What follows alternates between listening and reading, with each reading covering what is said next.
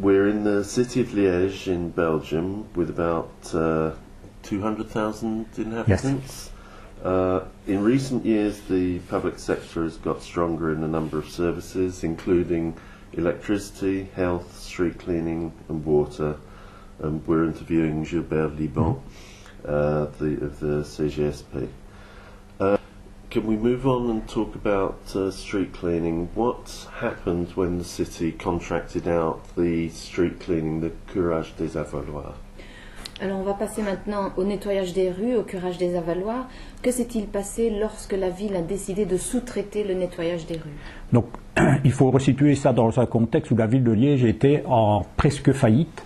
Et donc, elle avait vraiment un besoin vraiment urgent de se séparer d'un certain nombre de services qui lui paraissaient coûter beaucoup. Et ils se sont dit à l'époque qu'ils allaient faire une économie s'ils faisaient appel à une entreprise privée.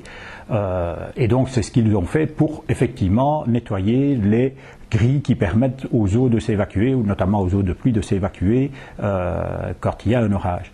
La démonstration a été faite après quelque temps, nous n'en doutions pas, mais c'est vrai qu'on a dû attendre que ce soit le cas, que très vite c'est devenu plus cher que dans le secteur public. Pourquoi? Parce que l'entreprise privée, pour assumer le prix qu'il avait rentré à la ville de Liège dans l'appel d'offres, eh ben, il ne faisait pas convenablement son travail. Et donc, il faisait une grille sur 2, voire une grille sur 3, ou alors il ne faisait pas à fond les grilles. Et donc, résultat des courses, à l'orage suivant, il y avait des inondations partout dans les rues. Et donc, dans la deuxième phase, on a mis un agent communal, un inspecteur, à demeure qui suivait le camion de la ferme privée qui faisait le curage des avaloirs, ce qui fait qu'on payait et l'entreprise privée pour le curage des avaloirs et l'agent communal qui inspectait en permanence le travail de l'entreprise privée. Et donc à ce moment-là, notamment avec un certain nombre de chefs de service, mais aussi bien entendu les délégués de l'organisation syndicale, on a pu faire la démonstration que ça coûtait moins cher de reprendre le service, moyennant une augmentation de la, entre guillemets, productivité, puisque c'est du matériel qui coûte très cher, ce sont des camions spéciaux, et que donc il n'était utilisé que 36 heures semaine, ce qui était l'horaire des travailleurs qui étaient dans ce service-là, et donc on a accepté de négocier pour qu'il n'y ait pas une équipe qui travaille sur un camion, mais deux, c'est-à-dire qui travaillent en deux pauses sur la journée, de façon à ce que le camion soit utilisé non pas 36 heures semaine, mais 72 heures semaine, les agents, bien entendu, restant à 36 heures semaine, simplement, on a décalé leurs horaires. So it was the superior efficiency of the public sector that was crucial. Donc là, l'efficacité du secteur public a fait la différence. Tout à fait, oui, tout à fait. Okay. And now on the water sector, can you tell us, is the water service in Liège municipal, and has there been any attempt to privatise it, and what happened? Passons maintenant au secteur de l'eau. Est-ce que la distribution d'eau à Liège est un service municipal?